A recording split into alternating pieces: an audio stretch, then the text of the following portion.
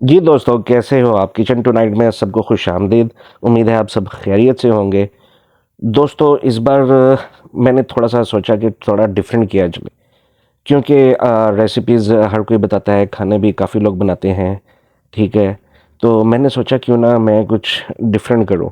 کھانے کی ویڈیو آپ سب لوگ دیکھیں گے، کیسے بن رہا ہے، کیا کیا چیزیں اس میں ڈل رہی ہیں، وہ سب آپ لوگوں کے سامنے ہوگا۔ تو میں نے سوچا کہ لیکن اس کے ساتھ میں بجائے کچھ میوزک لگانے کے یا کھانے کی ریسیپی کو شیئر کرنے کے، ٹھیک ہے، تو میں نے سوچا کہ کیوں نہ میں کچھ نالج شیئر کروں، کیونکہ مجھے خود بھی بکس پڑھنے کا، بک ریڈنگ کا بہت شوق ہے۔ تو اس لیے میں نے سوچا کہ کھانا پکانے کے ساتھ ساتھ، اس کی ریسیپیز دکھانے کے ساتھ ساتھ میں آپ لوگوں سے باتیں کروں، آپ لوگوں کو کچھ واقعات بتاؤں، ٹھیک ہے، جو مجھے پتہ ہے، جو میں نے پڑھے ہیں، وہ آپ لوگوں کے ساتھ شیئر کروں۔ تو دوستو آج ہم بات کرتے ہیں کہ دنیا میں سب سے پہلے کیا چیز بنائی گئی۔ آیا زمین کو بنایا گیا، آسمان کو بنایا گیا، انسان کو بنایا گیا، پہاڑ بنائے گئے، سمندر بنائے گئے، کیا چیز بنائی گئی سب سے پہلے؟ تو دوستو اس کے بارے میں کچھ روایات موجود ہیں حدیث کی کتابوں کے اندر، تو جس کے اندر پہلی روایت جو میں آپ کو بتا رہا ہوں، حضرت جابر بن عبداللہ فرماتے ہیں کہ میں نے بارگاہ رسالت مآب صلی اللہ علیہ وسلم میں عرض کیا، میرے ماں باپ آپ صلی اللہ علیہ وسلم پر فدا ہوں، مجھ کو خبر دیجئے کہ سب اشیاء سے پہلے اللہ تعالیٰ نے کون سی چیز پیدا کی؟ آپ صلی اللہ علیہ وسلم نے فرمایا، اے جابر، اللہ تعالیٰ نے تمام اشیاء سے پہلے تیرے نبی صلی اللہ علیہ وسلم کا نور، اپنے نور، یعنی کہ اللہ تعالیٰ نے اپنے نور سے نبی صلی اللہ علیہ وسلم کا نور پیدا کیا۔ پھر وہ نور قدرت الہی سے جہاں اللہ تعالیٰ کو منظور ہوا سیر کرتا رہا۔ اس وقت نہ لوح تھی، نہ قلم تھا، نہ بہشت تھی، نہ دوزخ تھی، اور نہ فرشتہ تھا، اور نہ آسمان تھا، اور نہ ہی زمین تھی، نہ سورج تھا، نہ چاند تھا، اور نہ جن تھا، اور نہ ہی انسان تھا۔ پھر جب اللہ تعالیٰ نے مخلوق کو پیدا کرنا چاہا تو اس نور کے 4 حصے کیے۔ ایک حصے سے قلم پیدا کیا، دوسرے حصے سے لوح، اور تیسرے سے عرش۔ ایک دوسری روایت میں حضرت ارباز بن ساریہ سے روایت ہے کہ نبی صلی اللہ علیہ وسلم نے ارشاد فرمایا کہ بے شک میں حق تعالیٰ کے نزدیک خاتم النبیون ہو چکا تھا، اور آدم ہنوز اپنے خمیر میں ہی پڑے تھے، یعنی ابھی حضرت آدم علیہ السلام کا پتلا بھی تیار نہ ہوا تھا۔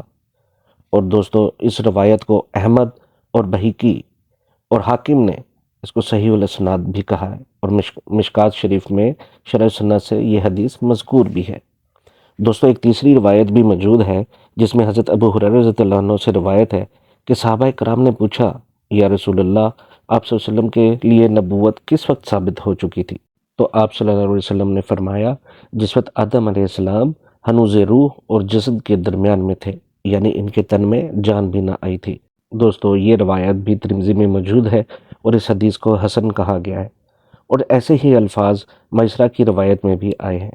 امام احمد اور بخاری نے بھی اپنی تاریخ میں، اور ابو نعیم نے حلیہ میں اس روایت کو کیا ہے، اور حاکم نے بھی اس کو صحیح کہا ہے۔ دوستو ایک اور روایت ہمیں ملتی ہے جس میں حضرت علی بن الحسین یعنی زین العابدین سے روایت ہے کہ وہ اپنے باپ یعنی حضرت امام حسین اور ان کے جد امجد یعنی حضرت علی رضی اللہ عنہ سے نقل کرتے ہیں کہ نبی صلی اللہ علیہ وسلم نے فرمایا کہ میں آدم علیہ السلام کے پیدا ہونے سے 14,000 برس پہلے اپنے پروردگار کے حضور میں ایک نور تھا۔ تو دوستو ان سب روایات سے یہ ظاہر ہوتا ہے کہ اللہ تعالیٰ نے دنیا کی کوئی بھی چیز بنانے سے پہلے نبی محمد صلی اللہ علیہ وآلہ وسلم کا نور بنایا۔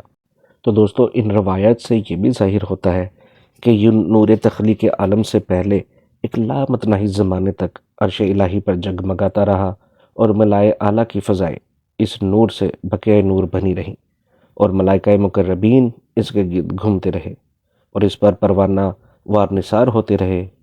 عرش الہی سے بھی یہ نور حضرت آدم علیہ السلام کی جسم اطہر میں جب منتقل ہوا، اور یہی وہ نور تھا جس کی برکت سے حضرت آدم علیہ السلام کو وَلَقَدْ كَرَّمْنَا بنی آدم کا تاج مکرم پہنایا گیا، اور انہیں سربلندی و سرفرازی نصیب ہوئی، اور نعمت الہی اور وراثت ربانی جیسی نعمتیں انہیں حاصل ہوئیں، وہ سب اسی نور کی بدولت اللہ کریم نے انہیں عطا فرمائی۔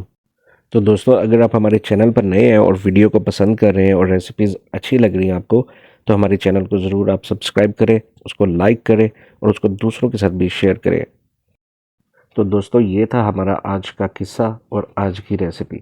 تو دوستو اگر آپ کو میرا یہ طریقہ اچھا لگا ہو تو مجھے ضرور اپنی رائے سے آگاہ کیجئے گا. مجھے کمنٹس میں بتائیے گا, مجھے میل بھی کر سکتے ہیں آپ. مجھے بتائیے گا کہ یہی ٹھیک ہے یا ہم ریسیپیز کو ہی ڈیٹیل سے ڈسکرائب کریں. تو دوستو انشاءاللہ ملتے ہیں ہم اگلی ویڈیو میں اگلے قصے کے ساتھ. تو تب تک کے لیے اپنا خیال رکھیں اور اس ریسیپی کو آپ ضرور ٹرائی کیجئے گا اور مجھے بتائیے گا کہ آپ کو کیسی لگی. تو تب تک کے لیے ٹیک کیئر. اللہ حافظ.